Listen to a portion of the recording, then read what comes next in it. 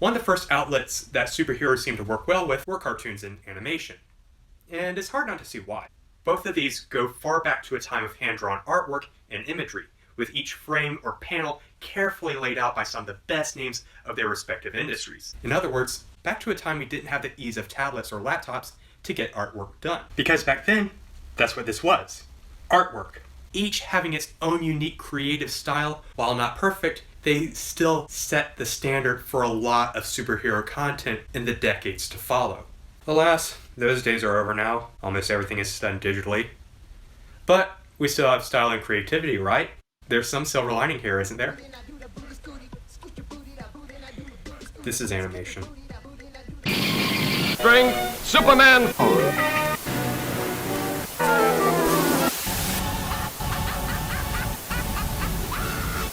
Naturally, Marvel and DC have created a lot of content over the decades since their inceptions. So much, in fact, it quite possibly make calling this category too close to call. But let's start with DC, and there is no doubt their animated content has been, and continues to be, nothing more than a tremendous success. Usually. With shows like Batman the Animated Series and Young Justice, DC has proven that not only have they made great content in the past, but they continue to do so to this day. However, on Marvel's end, they had some pretty successful shows on their side of things. Shows like Spider-Man, X-Men, and a few other short-lived series were quite popular back in the 90s, and formed something akin to a shared animated universe. But, as stated earlier, I'll be focusing on the content that was released over the past decade, which is still a lot, but makes calling this a bit easier. With Marvel, shows like Avengers, Earth's Mightiest Heroes, started the decade off on a good note, but didn't last that long before being cancelled, which is a common theme for a lot of Marvel content. And maybe this is on Disney and some internal plan for restructuring the lineup of things, but it does sacrifice quite a bit of good content, but more on that later. And it's also true that DC cancelled a few of its better shows like Young Justice and Teen Titans, with the former having since been revived because the fans loved it so much, and with hints to the same future for the latter, which is a great quality to have. Listen to your fans and try not to assume you know what's best for them, or don't let your ego get in the way of things. Admittedly, cartoons have always seemed to be an advantage DC has had over Marvel, regardless of the decade. This isn't to say that nothing good can come from Marvel animation, but nothing really seems to stand out. Except for those times Japan decided to take a crack at things. Yeah, there was a time that Marvel anime was a thing, and it gave us shows like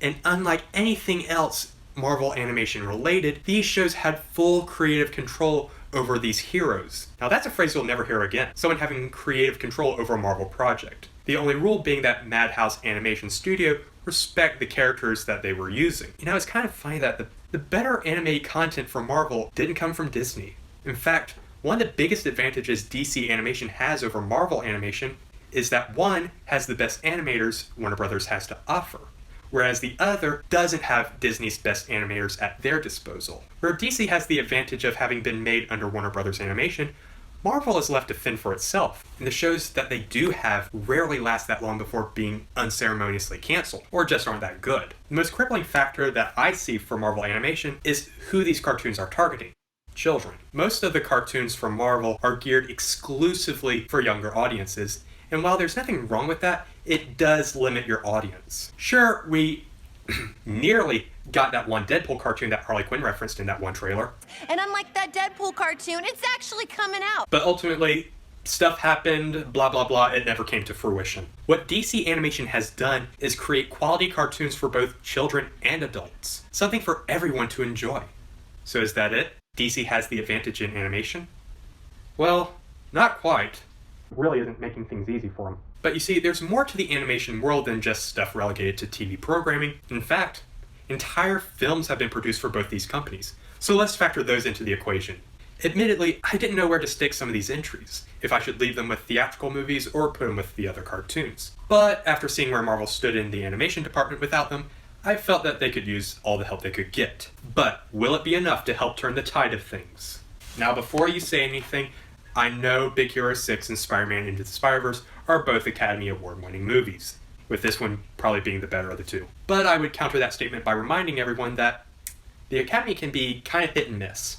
But I digress. I will be focusing on the ratings instead of any major awards, as controversial as that might seem. And yes, I do know about Joker and blah blah blah blah blah. And you can even take some of these reviews and ratings with a grain of salt. These are still cartoons and animation, and while impressive, they aren't often as reviewed or rated as other content. The Avengers, Earth's Mightiest Heroes, it might have a perfect score on Rotten Tomatoes.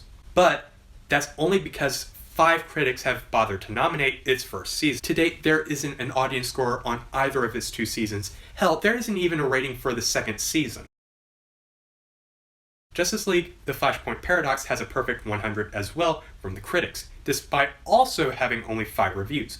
But this has a 92% from over 5,644 user ratings. But speaking of Justice League and these animated DC movies, those offer insight to the actual stories from the comics. In other words, if you aren't able to follow the comics, or they're unavailable to you, or you just can't get every last issue, then these movies should give you a good enough idea of what's going on. While not perfect, these films do follow the comics really well, and even touch on them. But I didn't have to go easy on you. A different binding agent, a stronger mix. I want you to remember that. I wanted to remind you to stay out of my way. In all the years to come, in your most private moments, I want you to remember the one man who beat you. And touch up on a few issues here and there. But having said that, does this What makes you different is what makes you Spider-Man. surpass these? It's time they make one about me. I'm afraid it's no. I only make movies about real superheroes. I want it all. You're darn right, whoa. Wait, does Batman live in Bruce Wayne's basement? No, Bruce Wayne lives in Batman's attic. Maybe. This movie does surpass these DC films, but it alone doesn't outweigh all of this.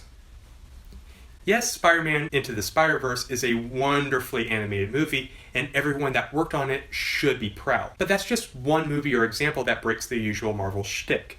And maybe that's because it wasn't Disney that made it, and it was allowed to be its own story and have its own style. Otherwise, nothing else really stands out, and there really isn't that much variety. Nothing really else stands out, and there really isn't too much variety. Whereas with DC, we do get that variety, not only in style, but in content. With DC, we can get a musical number riddled with sexual innuendos, references, and undertones. Ashes falls, they finish last. Too bad sometimes he's just too fast. In a kids show, Batman crossing into a new world and becoming a ninja one moment, Restore order to our land. Great shinobi from across the sea of time. or taking part in a crossover with him teaming up with them the next.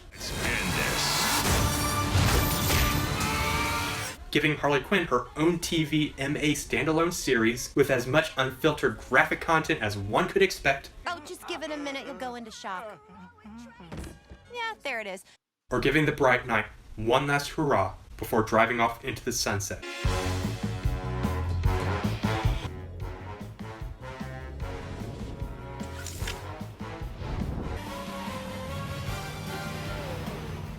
This is one of those moments that I think everybody can agree on. DC has and continues to surpass Marvel in this department, even if Teen Titans Go impedes its progress. Point goes to DC.